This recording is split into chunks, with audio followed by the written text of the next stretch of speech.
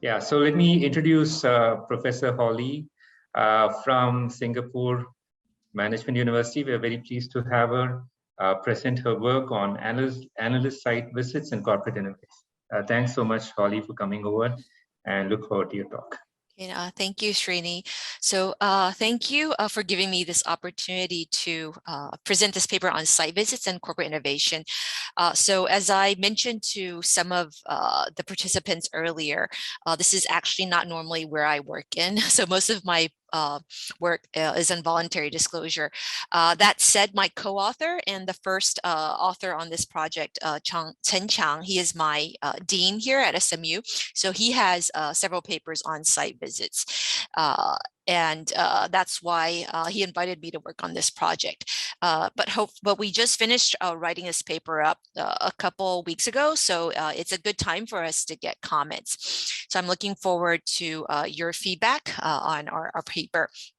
So this is with, as I mentioned earlier, Chen Qiang, who is my colleague and dean here at SMU, and then two other co-authors, Yutao Wang and Ze Yuanzheng from Zenming University in China. So in this paper, what we're interested in is the role of analysts and specifically analyst questions on corporate innovation. And we all know that innovation is very important for companies. So it's a long-term investment that is critical to firm growth from a micro perspective, and even at a macro level, that's important for a country's growth, right? So here, for example, are a list of companies that were ranked as most innovative by BCG last year.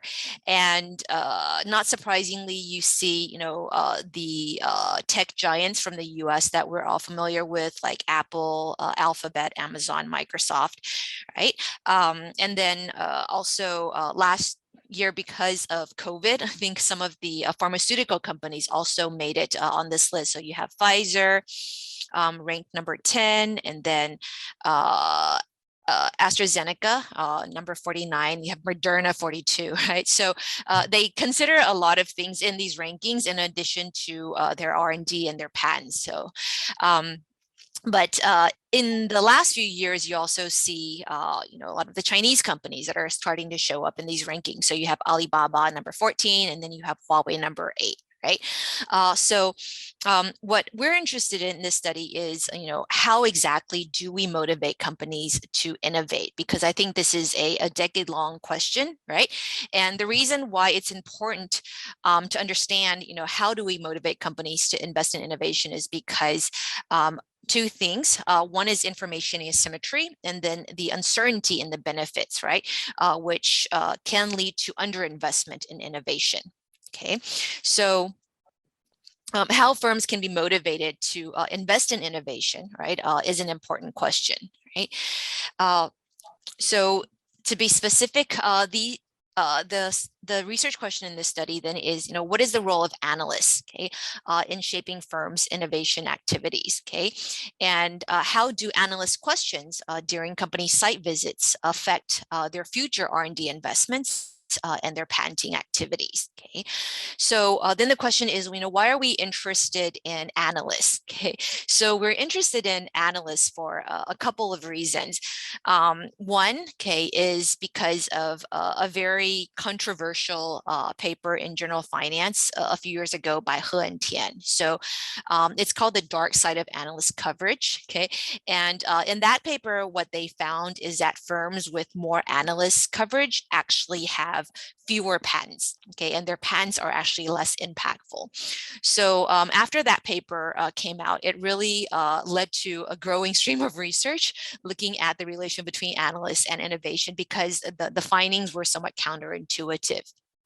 Okay, so that's one reason. Question here, Sure. Holly, you probably will get into this, but what's the difference between a site visit and a conference call that you see in the US, like a earnings announcement? I can see that in the paper, so I was not, but is China different in that way? Yes, okay. So The site visits are different from conference calls in that the conference calls, at least in the US, they're open to the public, right? So nowadays conference calls are public, whereas site visits, they're private meetings between management and investors and analysts. Yeah. So, I'll talk about this in a little bit when I have a slide on site visits, but we didn't spend that much time in the paper discussing site visits. I think because my co-author prefers this to be more like an innovation paper. So he already has a few papers on site visits. Yeah. But yes, but you're right that we probably could provide more institutional knowledge on site visits. Yeah. But you can think of them as like investor meetings or meetings with analysts. Yeah. It's just that they're private. Yeah. So the reason, I mean, kind of a related broader question.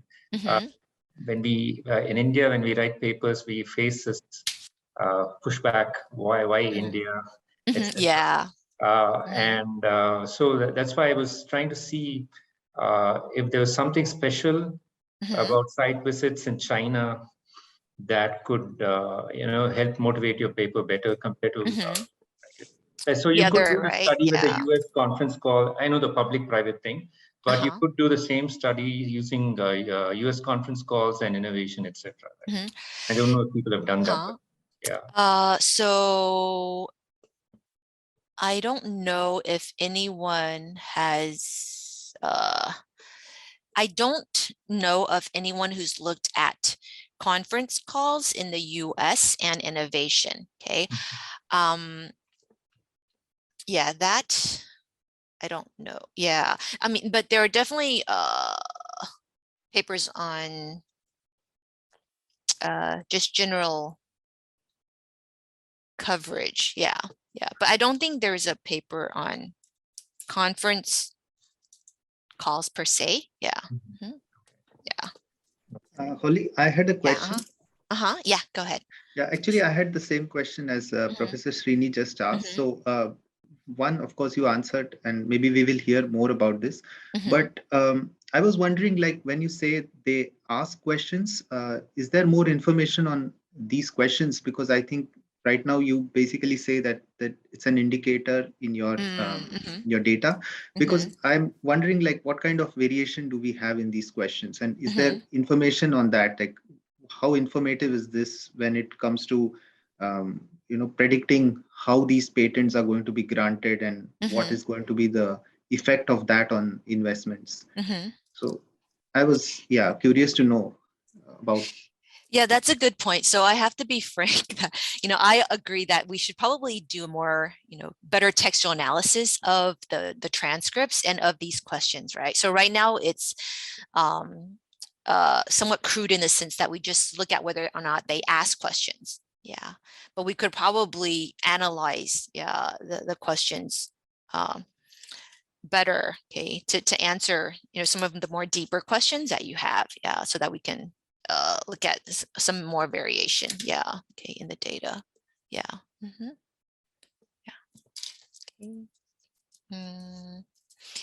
And I imagine that's something that probably many of the PhD students are very good at nowadays. Yeah. Okay. Hi, Holly. I had a question. Yeah. So is there a time period around which these site visits happen, or are they year long? Do they happen at any time during the year? Yeah, so they happen at any time during the year. So they happen anytime during the year, and then companies are only required to disclose that they had such visits in the annual report. Okay. I see. So when you run your analysis, do you differentiate between site visits that are made closer to the year end because they could likely have a lesser impact on future R&D?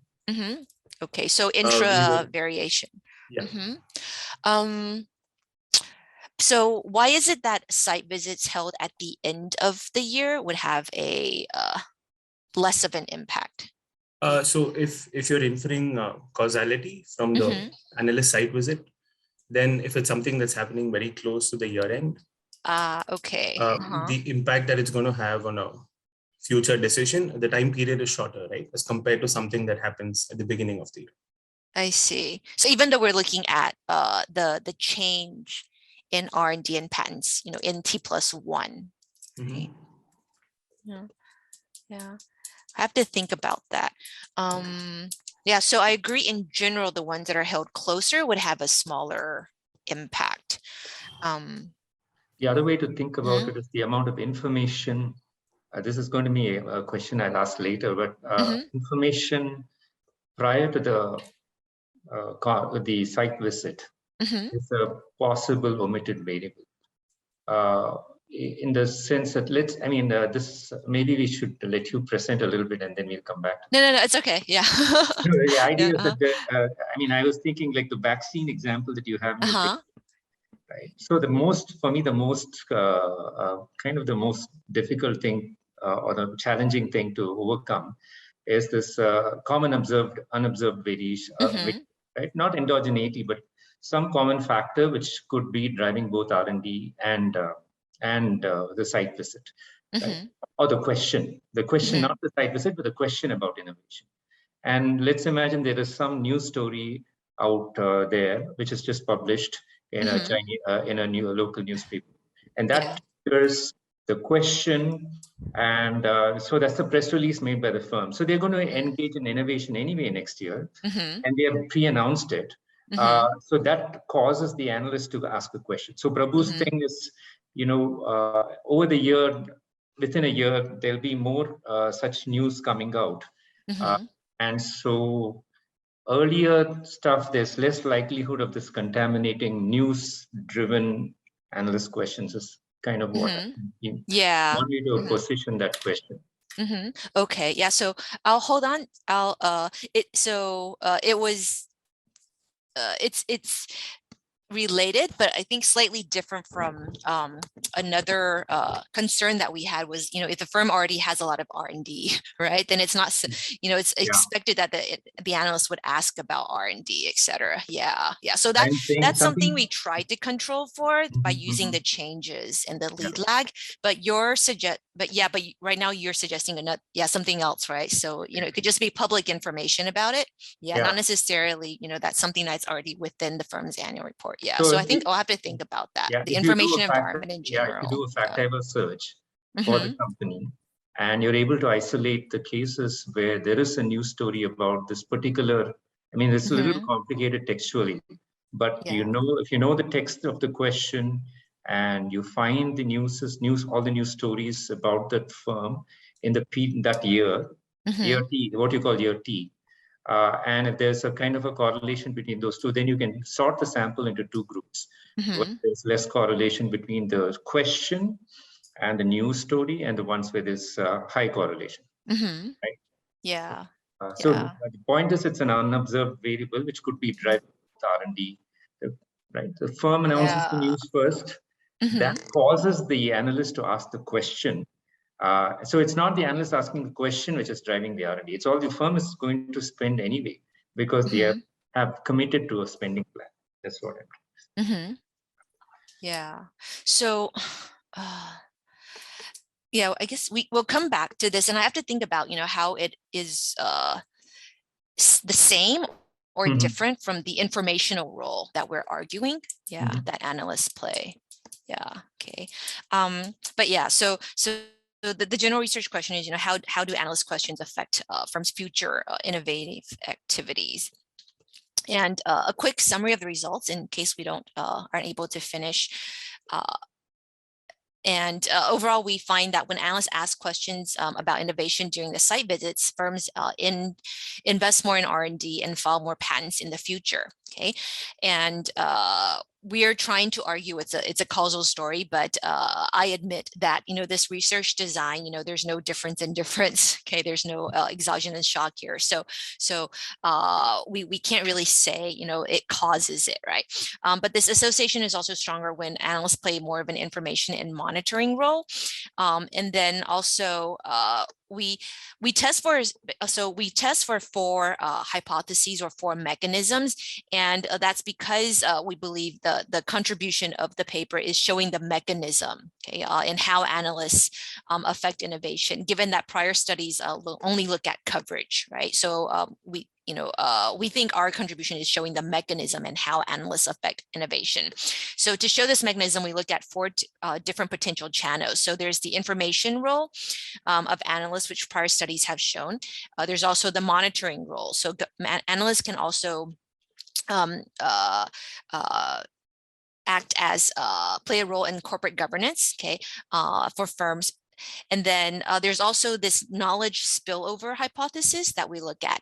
And this is where prior studies show that analysts can also diffuse knowledge to managers because they cover several firms in industry. So the industry information that they collect, or information about the peers that the analysts collect, can actually also be diffused to managers. So we find that this is the association is also stronger when there's potential for greater knowledge diffusion. And then finally, as I mentioned earlier, so the very controversial paper in Journal of Finance finds that firms with higher analyst coverage actually have less innovations and have less innovations, right? And they argue it's because of what they call the pressure hypothesis. So basically, when firms have too many analysts covering, then they have more capital market expectations to meet. So as a result, it leads to firms investing less in innovation. Okay, so consistent with the pressure hypothesis, we also find that the results are weakened in the cross-sectional analysis when firms or managers have incentives to be more myopic. Okay, so back to why site visits, right? So site visits in China are very, very common, okay? And the Shenzhen Stock Exchange actually requires companies to disclose all the site visits in their annual reports. And we can't get the exact transcript, right? Because, just based on these pictures, you can kind of get the idea, right? So the analysts and the investors go to the firm and are able to meet with management to ask a lot of more specific questions.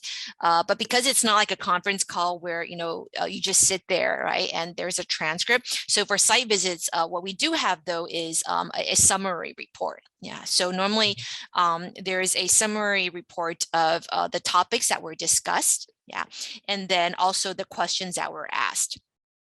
Okay, so these are actually not site visit pictures, but similar. So these are site visits that were conducted by our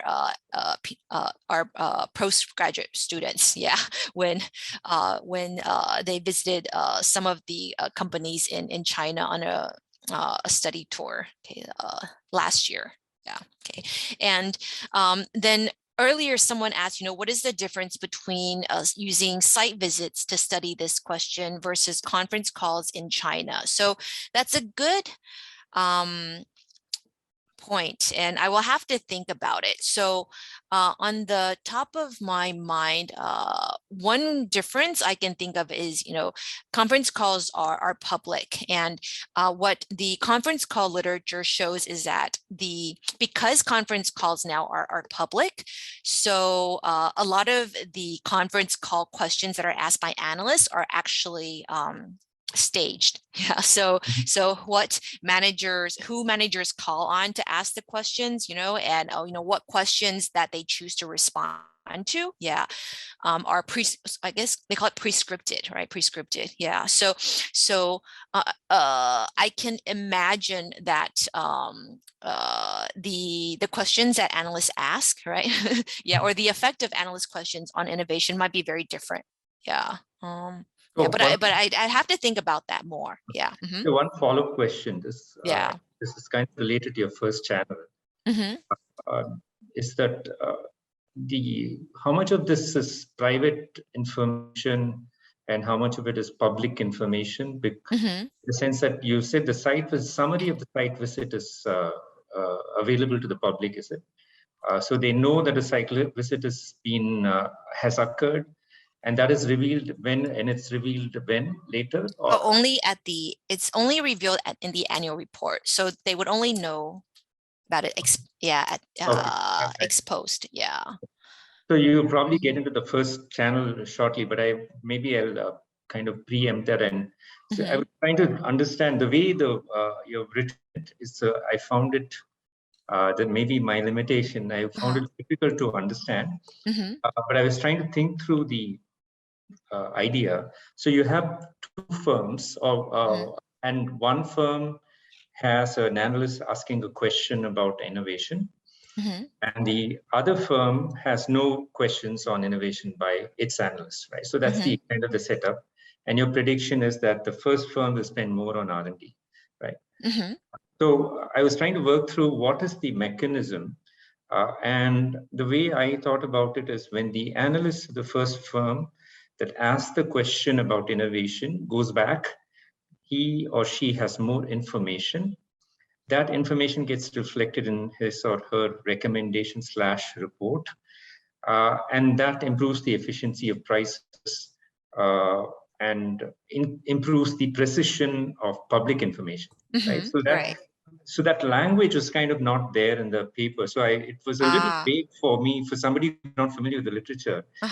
So I think it's more like a cost of capital effect, right? In the sense that when you have So it more reduces the information asymmetry, which then leads firms to want to invest more, because, and the assumption there is that they would tend to underinvest. Right. Because so of rather than want to invest more, you would say that, I mean, maybe you can say that there's more information, so the precision of public information increases, and so your ability to raise capital increases, and therefore you can invest. So that a little bit more subtle, but for me, somebody who's, I prefer a little bit more precise language. And perhaps that's how it's worded in the literature, but in your paper, it was not like that. Right. Okay. So I guess, we have to be more specific in the writing. But then would it be a financing it becomes channel, a financing story, right? But right now it's too vague for me. I'm not able to kind of, I'm not able to put my hand, grab my hand around it. So but it's a matter of taste and what your co-authors think about. At least a footnote would help somebody. I think this is the precise way in which that first effect for the first channel occurs.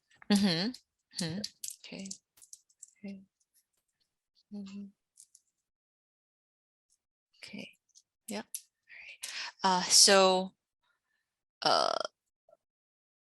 back to site visits in China.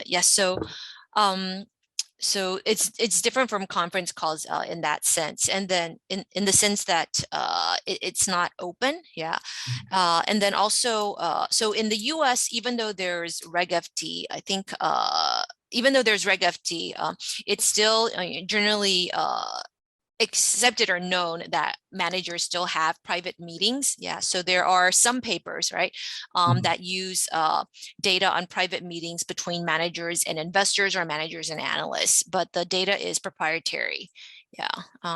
And my co-author has a few papers in on site visits, and generally what he finds is that the site visits are informative. So for analysts who participate in these site visits, their forecasts are more accurate, and the site visits, when the information is released, it also provides information to capital market participants, in that it leads to abnormal trade volume, etc.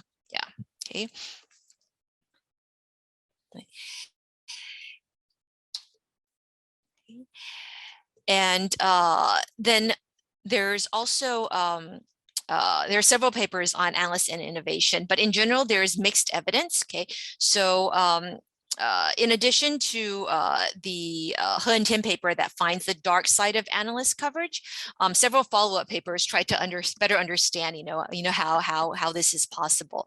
So Darian and Kesks, they find a decrease in R&D expenditures around brokerage closures and mergers. So the He and Tim paper is an association study, and the Darian and Kesks paper uses the brokerage closure shocks. that have been adopted by some other studies as well. And they actually find that when there's a brokerage closure, which is a reduction in analyst coverage, it also leads to a decrease in R&D expenditures. So it's the opposite association. And then more recently, there's Go et al., where they find that an increase in analyst coverage leads to a decrease in R&D expenditures. Okay, so that is consistent with the pressure hypothesis, but at the same time, they find that there's an increase in the acquisition of innovative firms. Okay, so it seems that the analyst coverage actually, has a short-term negative effect on innovation, but a positive effects in the long run. Okay. I was wondering if you guys considered doing like a placebo test of using the same design on CapEx, right? Where you have the left-hand side is the change in CapEx, etc. So that will isolate, that will say it's actually the innovation question as opposed to some general, like general public information. Yeah, so it addresses the kind of a lot of the omitted variable concerns. Right. So if you don't find an effect or a weaker effect with CapEx, then it's actually the question about innovation, which is so specific. That is, and you link it to future innovation, R&D, etc. Right. It's not so related to CapEx. So then a little bit more compelling the evidence. Yeah, we can try that. Yeah. Okay. Yeah, so and I think in some of these papers, some only look at patents. So He and Tian only look at patents, and then some look at R&D. And we try to we try to get around some of the weaknesses in some of these studies by looking at both, but we haven't tried using CapEx. So we'll try that as a placebo test. And then did someone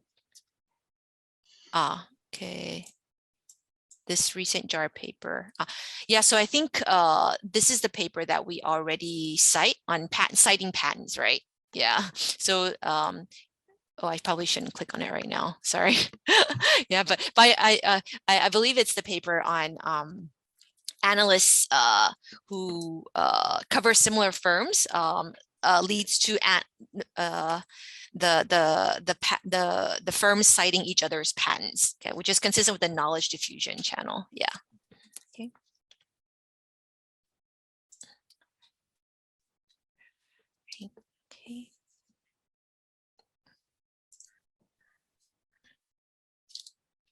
Okay. So we have we talk about 4 channels through which analysts might affect innovation, and I'll discuss them more later as we go over the cross-sectional tests. Because I think it's better to probably present some tables as opposed to me explaining through these 4 hypotheses. But the first 3, information monitoring and knowledge spillover, would suggest a positive effect of analysts on innovation, and then the last one, the pressure hypothesis, would suggest a negative effect. So we phrase our hypothesis in a null form, where we expect analyst questions about innovation to not have an impact on corporate innovation activities. Okay, so this is our sample and research design. We started in 2013 and our sample period ends in 2019. The data sources are pretty standard. So you have CSMAR for the financial data. The site visit data is, as I mentioned, public, and then the patent data also is public in China. The other difference here is that we use the patent data in China is different in that it reflects all applications. So the patents here are actually patent applications, which is different from the US studies, because in the US, the patent data is only available for granted patents. So you have a truncation bias where only the patents that are successful would show up in the sample. You actually don't get to observe the ones that were applied but failed. Okay. And then our final sample is about 2,331 unique firms. Okay, and this is our specification. So as mentioned earlier, so one, I think, very potential, yeah, omitted variable is the fact that the firm is already investing in a lot of R&D, or they already have a lot of patent applications, which is observable to the analysts, which is why the analysts ask these questions, right? So then it's it's just not surprising at all. So this is something we thought a lot about, and we try to get around. We try to address this by looking at changes R&D. Yeah, so we have changes as R&D, and then the log of changes in patent applications. But I know it's not perfect, so we still really, it's hard for us to tell a causal story as much as we want to. Yeah, the other one, the other one I was thinking is like a Heckman selection model, right? At least even though you don't have definitive at this point, the old strategy is to model the question analysts ask variable. Yeah. Right? I mean, it's like a natural thing. Which analysts, when do analysts ask questions, right? And you use a two-stage Heckman correction for that, right? So if you have ideas of variables which are not in the first equation, but in the second equation, then you can have a little bit of identification. Okay. Yeah. Yep. Yeah, I think it's just, accounting research has evolved that nowadays, it's like almost every paper is using, even either DID or RDD. Yeah. But yes, we can try that. Okay. So you might want to think of some, maybe if you want to do definitive, I guess you probably have thought about it, but some change in the information environment, a shock to the information environment, whereby firms provide more information about innovation to investors, something like that, or a decrease in the amount of information to investors about innovation. If there's some regulation which change that, maybe that, and then you do a pre and post and see if there's an effect. That might be, I mean, of course, I don't know the Chinese thing, but that would be the natural place to start, right? Because this is an information story. So there is a shock which causes more information about innovation to be available to the market.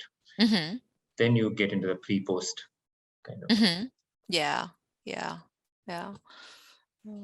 Holly, I had a question, and also just a suggestion based on what Professor Srini just said.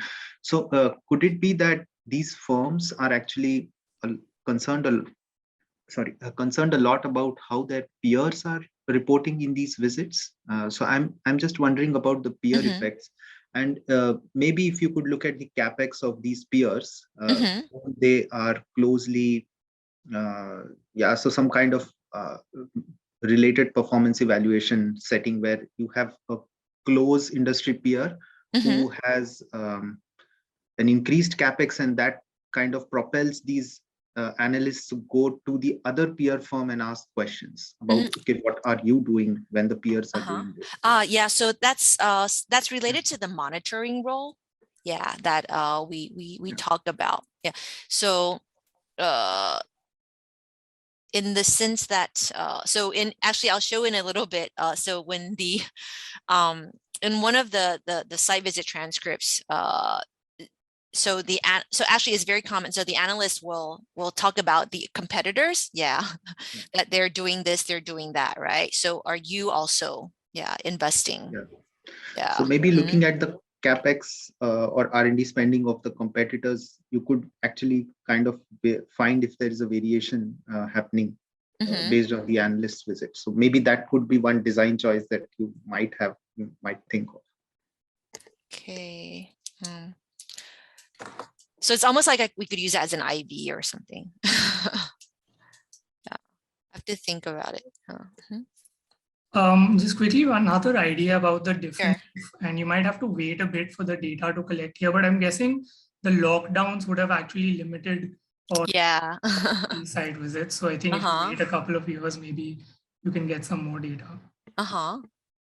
So the lockdown, like it would be an exogenous shock to those.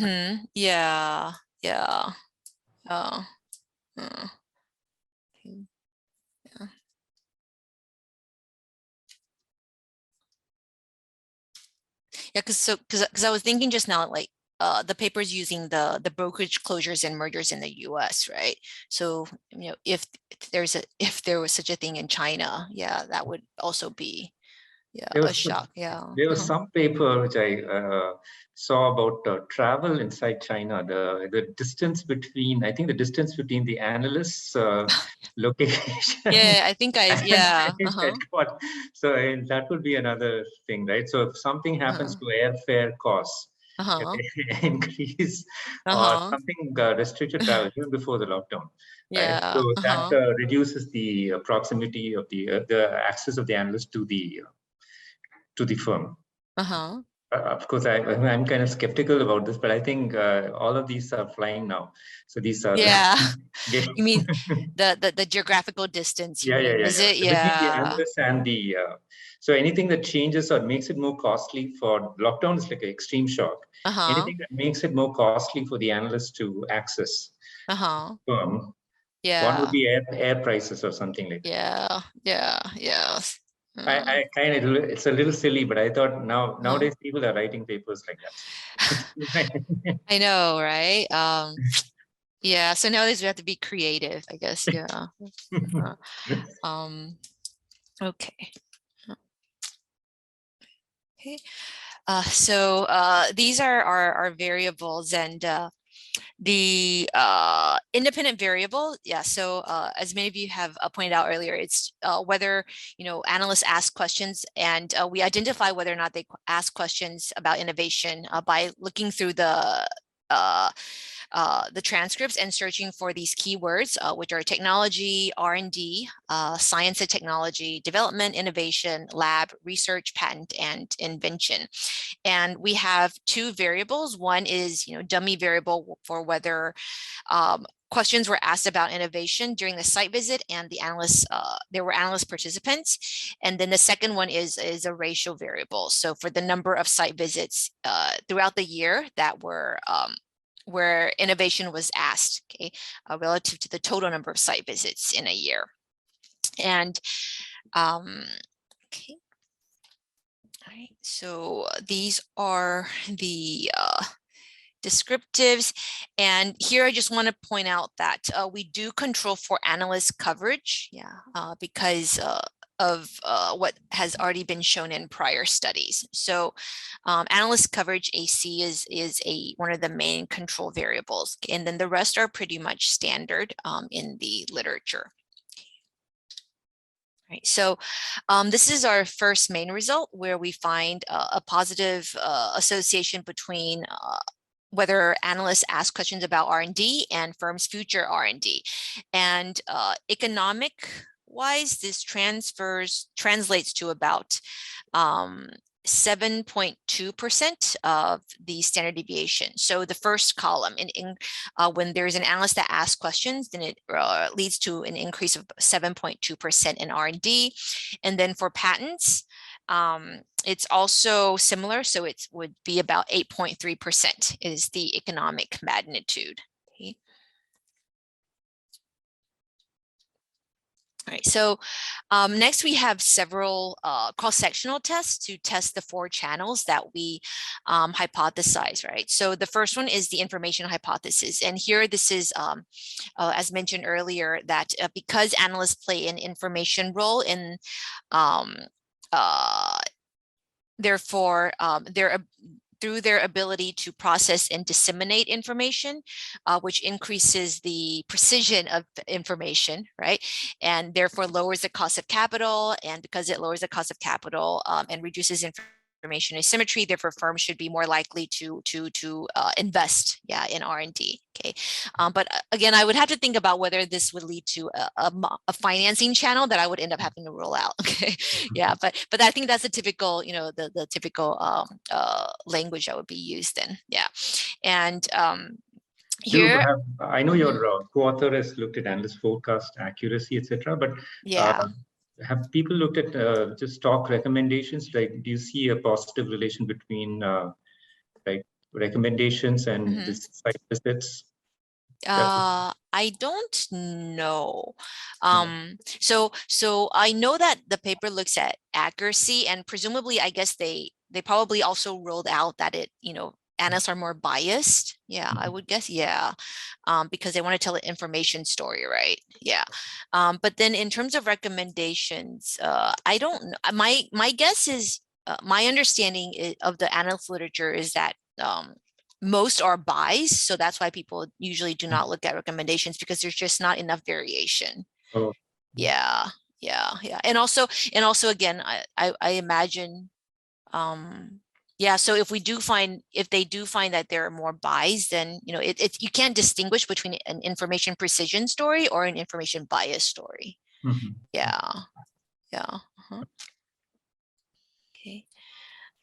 So here, for example, this company called Ringpu Limited, so they're a pharmaceutical company, and the transcripts of their particular site visit that was held on September 22nd, 2016, mentions the development of their H5N2 subtype vaccines that are developed for this is for the flu, right?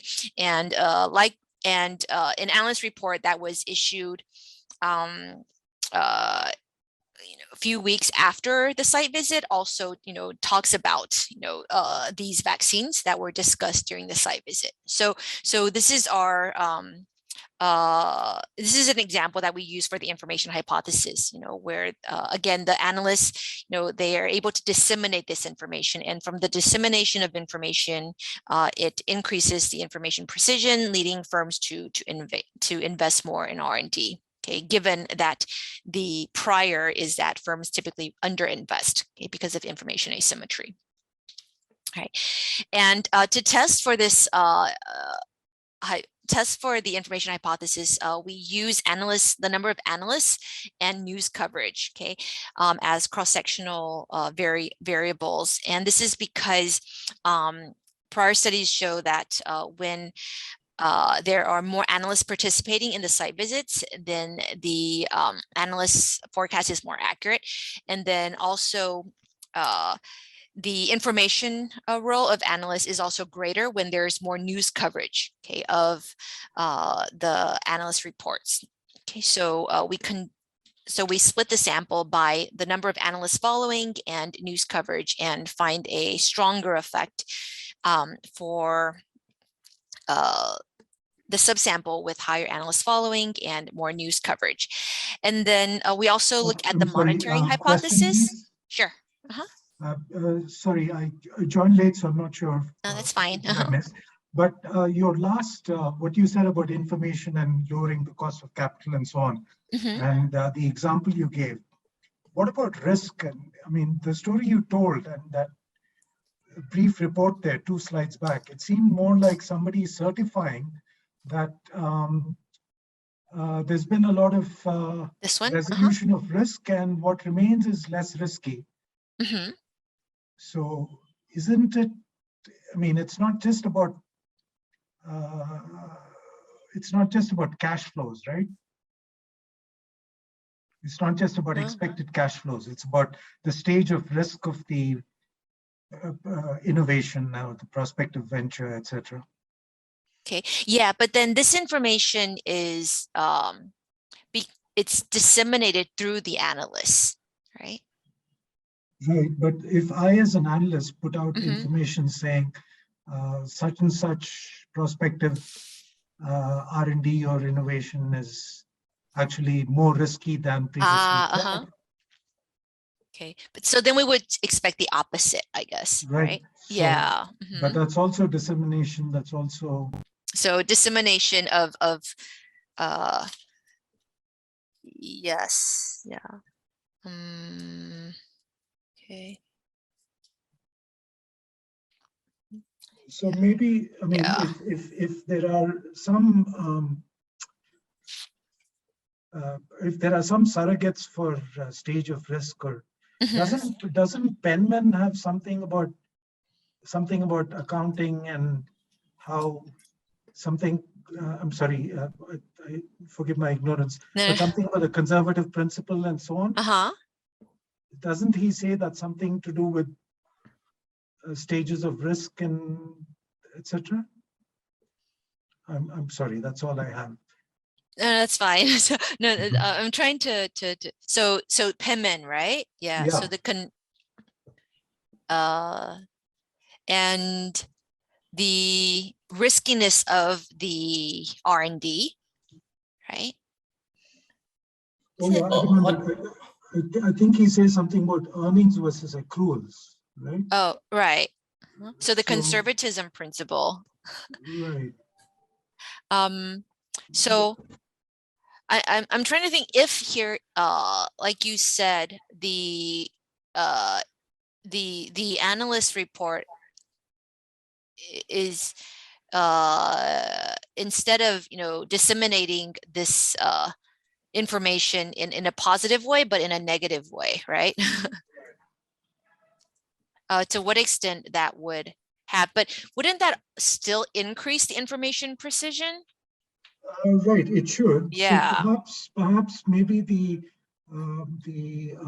natural outcome is merely change in the firm's plans as opposed to a particular direction of the change, which seems to be what you are arguing currently.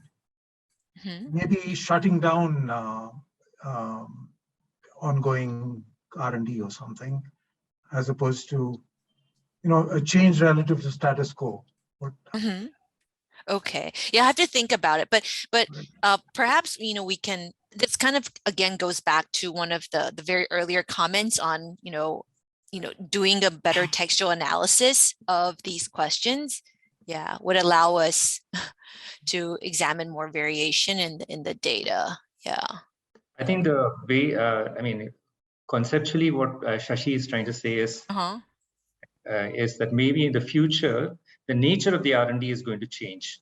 Now, if you're revealing more information about the riskiness of the R&D, and if that has an impact, a feedback effect on the firm, then the type of projects that the firm will choose is going to change. So rather than just looking at the level of the R&D, which is a little crude, the type of R&D, the type of projects they take, those will be hard to measure. Yeah.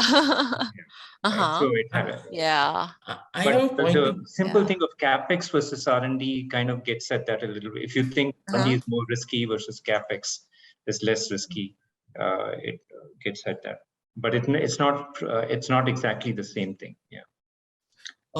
I have a point to make, Holly. I think there was a paper in 2010 by Bargeron, right? So what they were essentially doing is, because R&D is also a measure of the risk taking, right? Traditionally, it is also a measure of risk taking. So in a paper by Bargeron, they attempted something to identify the optimal risk taking for a firm, right? So I was thinking whether, we can actually sort of make an extension, or we can look at whether this analyst question could lead to deviation from that optimal risk-taking point. That is something I think could be what should be meant. I mean, this is kind of a follow-up question. I mean, if there is optimal risk-taking point because of the question whether the managers move from that optimality, which may not be necessarily good. So that's what my point is. Okay. So I think I better understand the question now. So why you said it's only one way, right? Why Shashi is it? Yeah. Why you said it's only where we're only telling a story that's going one direction. Yeah. But I have to think about it. I'm not familiar with the optimal, risk-taking story. Yeah. That you've mentioned. Just one other thought. Yeah. Perhaps Srini would know the answer to this. My understanding is that in India, Provis data carries info on planned CapEx. Am I right? Something like that. Right. And supposedly it is, if not, it's at least unusual in relation to other geographies. So, I can, it's plausible that, I as an analyst say something about, oh, look, what you're trying to do is far more risky than you thought. So you then delay plans, you announce a delay. and the flip side, I say it's a lot less risky, or and you accelerate plans. So when you measure innovation and you say positive effect on innovation, I missed that part. What is how do you identify that? Yeah, so we just say more. Yeah, so to us, it's just more. Yeah, more R&D is good. More patent applications is good. But yeah, so I think now I understand. So your point is that, it might be too much, right? It can also lead to over-investment, right? Yeah, over-investment in R&D. Yeah. Right. Yeah. But so we haven't thought about that, but yeah. I have to think about, so so we can't say anything about the optimal sure. Effect. Yeah. But that's a good point. I have to think about it. Yeah. Okay. So, the information role, and then there's the monitoring hypothesis, where there's a recent paper that shows that analysts, firms with more analysts also have less earnings management. So and again, they argue it's through a governance mechanism where the analysts, when they participate in these so at least that paper was using a US setting. So the argument there is that when analysts question the managers during conference calls, they ask them tough questions that the managers have to think through and answer and defend. So therefore, they can also help to reduce agency problems.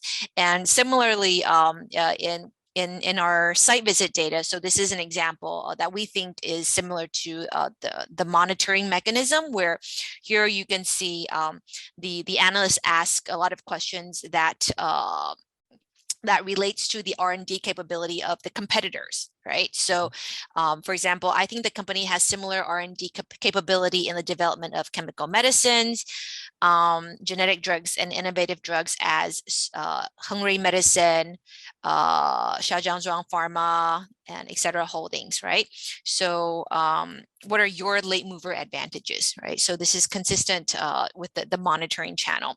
And to look at monitoring, we use CEO chairman duality and tunneling to capture agency costs. And here we would expect the monitoring effect to be stronger when the firm has higher agency costs. And again, we find results similar. Kind of a question which is not related to what you're saying, but on monitoring itself. Yeah. See, the thing is, regardless of what the prior paper or research showed, analysts don't really have a fiduciary duty towards the shareholders. They're just kind of independent agents, right? So to ascribe a monitoring role to them, it's interesting, but it's not based on law in any way, right? They're actually the reason they kind of, I'm just trying to flesh out the story. The reason analysts are so-called monitors is their effect on the volume they can generate through the recommendations and the effect on the stock price, right? So that's the actual reason why a firm would be scared of analysts, because they can drive away volume through their recommendations, etc. Right? So that seems like, so your variables are not capturing that phenomenon in explicit way, right? So you want to look at, for example, the stock price drops a lot. That drives these firms to, in order to prevent their price, supporting the price, they innovate more. That kind of a story is what I thought you would go for, as opposed to these board of director variables. Right? Disconnect between the analysts and these two variables. So in other words, it should be something like if you're a star analyst, right? There are more, if you're a star analyst, there are more people that are, reading your report. Therefore, there's going to be a bigger effect, right? Yeah. Exactly. Okay. Yeah. Because it seems like this tunneling and these are governance variables, but they're not really capturing the governance role of the analyst. Yeah. Okay. Yeah. So that's something we can try. Yeah, if I may ask you a follow-up question. Yeah, sure. I've been wondering, like, how costly is it for these firms to file these patents? Because I think if they really just want to signal that they care about these analysts' questions, they could just increase the patent applications, and that would sort of appease these analysts in their questioning in the next round, in the next period. So just trying to understand the setting, like, is it very, so yeah, how costly in terms of investments is this really that they, because in your story, what you have is they just apply for patents. What happens is not really looked into, because it's about just number of patent applications. Right. Yeah. Yeah. But then I don't know what are the incentives for managers to file or file patents to appeal to the analysts, though. Yeah, I mean, if you think of this, because you are referring to monitoring as a mechanism, it could be that these firms file these patents to communicate to the analysts that they are increasing their research initiatives, or at least effort towards the research is increasing. So I'm thinking clearly in terms of the classic Spence signaling story. Like, what is it? Just that they want to inform the analysts and then kind of get into positive news about research, or is it really costly? Is it like really something that they have to like in terms of cost, is it that the investment is very high and then they get to file the patent? Yeah, so I would imagine the cost is pretty high. Yeah, but I'm not an expert in innovation, so I'll have to go and check. Yeah, with my co-authors. Yeah. But I think is it a costly signal, right? But I think they also did this thing where they look at actual granted, and they find the same results. Yeah, so we find the same results using granted patents. Yeah, so it's not just yeah, okay. Yeah. Okay. Yeah. So I think I only have 2 more minutes left. So I'll quickly go over. So we also look at the knowledge spillover. And again, here, the idea is that analysts cover many firms in the industry. So if there's more likely to be technological spillover, then we should expect to find a greater result. And I guess I spent some time talking about the 4 hypotheses earlier. So I just talk a little bit about the additional analyses, right? So we have a lead lag analysis to try to control for reverse causality. And again, this is something that we discussed earlier. And the results are similar in the sense that we still find an effect on our main variable measured at times t. And not surprisingly, when we control for the lead of analyst ask in t+1, it's also significant. Yeah, so here it's very likely that the analyst ask, if we use the same time period, then it's very likely that the analyst is asking about R&D or patents when the firm, there's a lot of information about it, yeah, in this intertemporally. Okay. And then we also have a subsample analysis with no R&Ds or patent applications in the prior year. So here, this is only on firms that have R&D and patents, and it's a much smaller sample, but the results are still robust to that. And then finally, we look at what is the incremental effect of having analysts participate in the site visits as opposed to just anyone that asks about R&D. And here, the results is still significant for 3 out of the 4 specifications. Okay, so overall, the study is an attempt to provide answers on, how exactly do analysts affect innovation. And we find that analyst questions during the site visits have a direct role in shaping firms' innovation activities. But many of the comments were very, very helpful and things that I think we definitely should do. So this was just a first draft. Okay, so your comments were very, very helpful. Yeah, and thank you. Yeah, thank you so much. Thanks. Thanks a lot, Holly. We all enjoyed your talk. Yeah. Thank you so much. Yeah. Thanks so much. And hopefully a warm invitation to visit India whenever all of this. Sure, yeah. Or yeah. likewise. So there are a lot of, so we have the SOAR Symposium every year.